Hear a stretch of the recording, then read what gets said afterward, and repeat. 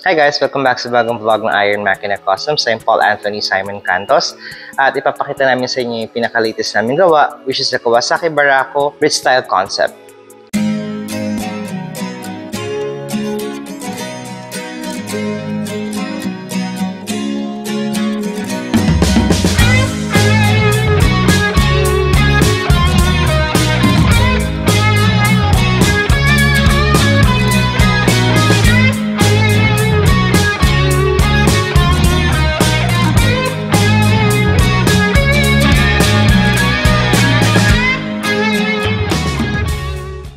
So itong bridge style concept, medyo bago to sa Iron Makina Customs kasi wala pa nagpapagawa sa amin ito. Good thing, yung client namin, open siya sa ideas and of course suggestions kung ano yung gusto niyang gawin sa motor niya. Dahil dito, ginawa namin siya ng kakaibang look and of course yung bihira namin gawin or hindi pa namin nagagawa, which is the bridge style. No? Para siyang brat style pero scrambler siya. So, medyo vintage yung datingan nitong motor na to, no, as compared sa mga Barako na ginagawa namin. So, this is fairly new sa amin din. And maganda naman yung kinalabasan niya for us.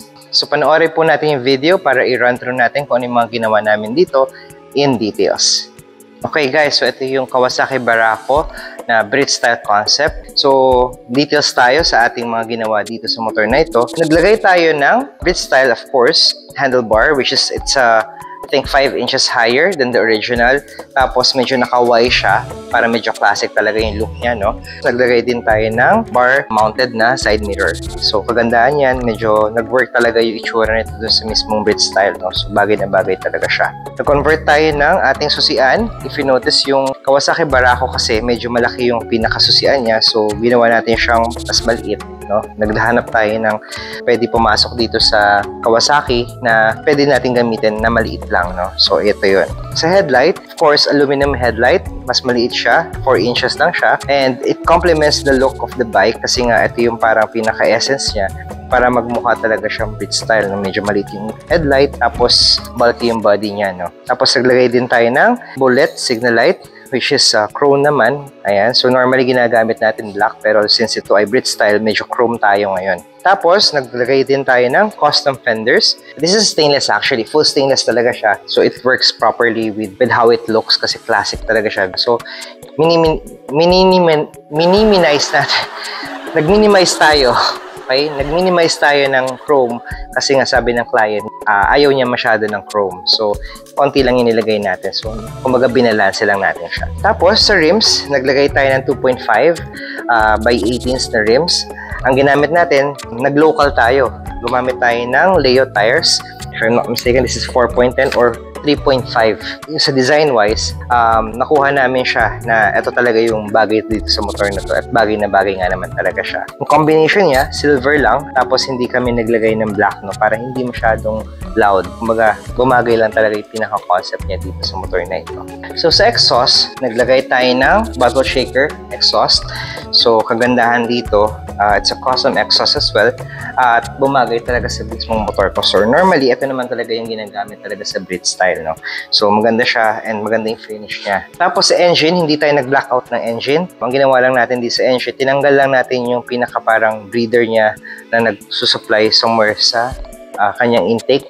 So, tinanggalan natin yon kasi yun yata yung parang pampatipid ng gas or I don't know kung ano yung purpose niya. Pero you can take that out naman talaga kasi nga parang it just helps the engine para maging fuel efficient. Yun lang naman yung purpose niya. Tapos, nagpalit tayo ng air filter. Mas flat yung air filter natin siya. Kagandaan nito, stainless steel siya so hindi siya kinakalawang. And yes, of course, nagpalit din tayo ng ating side cover. Sa Barako, mapapansin nyo yung Barako talaga is malaki yung side cover na box, no? So, parang may isang box dito sa gitna. We took that out because it has to complement the tank. Tank din, nagpalit din kasi tayo ng medyo teardrop shape na medyo mas malaki na konti para makomplement yung idea ng bridge style. So, this part here, custom na rin siya. Naglagay tayo ng bracket sa chassis, lahat and everything. So, that's why itong buong frame na to, nire-powder coat namin siya. Nire-fabricate namin yung parts doon sa loob para magamit natin siya or ilagay natin tong part na to. So, marami kaming ginawa dito sa motor na to. Even the wiring itself, nandito, inayos namin siya. And meron siyang sarili-sariling bracket. Even the battery box kasama na ito sa loob. Nag-extend din tayo ng swing arm. So, nag-extend tayo ng 1.5 inches naman na too long. It's because mas mahaba naman ang ginawa namin talaga dito sa barako na to kasi nga nag-short na rin tayo ng chassis. So, kumaga parang nag-offset lang tayo, no? Ayan. So, nagdagdag tayo ng 1.5 inches dito sa swing arm. So, we took out some of the parts here na mga excessive na para sa Kawasaki barako. So, tinanggal namin yun para maging malinis talaga siya. And we retain yung mga ganito, yung mga may purpose ba, para magagamit talaga ng may-ari anytime. Nagpalit din tayo pala ng suspension, 340mm suspension din, na too high, parang kasi yun din isang request ng client, gusto niya mababa lang din siya. Sa fender, stainless bracket, so it complements the whole look of the bike kasi nga medyo classic talaga siya, vintage yung lookings niya. Tapos meron din tayong vintage na taillight. So maganda dito kasi bagay na bagay talaga sa idea or sa concept mismo ng mismong motor itong taillight na ito. Again, with the tires, again, Leo tires din, tapos 2.5 din yung ginamit natin sa rear. Dito naman tayo sa seats. Ito yung typical na Brit style type na seats, no? Streamline ulit siya, may belt, tapos medyo curved talaga siya. Ito yung pinaka-look talaga na hinahabol natin when it comes to Brit style. So bagay na bagay siya sa whole look of the bike. That's because of the teardrop tank na kinabit din namin, which is customized din siya. Medyo bilugan na siya as compared to the original Barako tank. Ang Barako tank kasi is square. Kumbaga, binago natin yung buong look ng Kawasaki Barako, including the tank.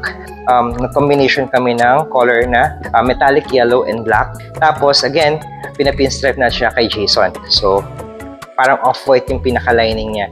And it works with the whole look of the bike, including the logo of Iron Makina. So this is a UV printed na sticker. So matibay na matibay talaga siya. And it complements the pinstriping, no? Bagay na bagay talaga sa kanya and it works with the bike. No? Perfect talaga yung tsura niya para sa bike na to. So one of the features of this bike also is the speedometer. So if you notice, wala lang speedometer dito sa part na to.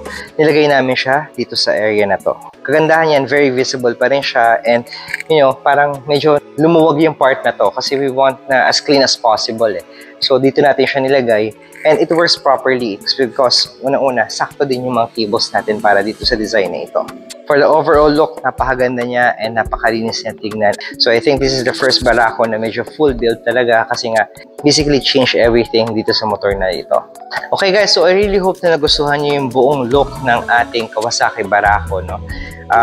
Napaka-simple ng design niya, napaka-classic and of course, napaka-premium ng pagkakagawa niya. Kasi nga, of course, we maintain the quality, we maintain the, you know, how it should look talaga and proportion ng mismong motor para sakto talaga siya sa lahat, no? Kumbaga, it's a usable bike, kumbaga daily driven, pwede siya kasi nga napaka-comfortable ng kanyang stance.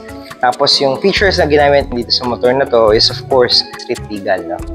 So again, I really hope na nagustuhan nyo yung buong look ng motor. Please don't forget po to follow us po on our Facebook page, Iron Makina Customs. Tapos sa Instagram din po, Iron Makina PH. And TikTok, Iron Makina Customs. And of course sa aming YouTube channel, please don't forget to subscribe and follow us po and share our videos, Iron Makina Customs. And again, sa ilalabas po naming website, ironmakinacustoms.com. Papakita po namin doon yung aming mga ginagawang mga motor, parts, and mga services na ino-offer po namin. And of course, yung mga binibenta namin merchandise. So, I really hope na abangan niyo po yan kasi ilo-launch po namin siya. So, maraming pong salamat sa pagpapanood po ng aming video. Again, this is Paul Anthony Simon Cantos. Ciao!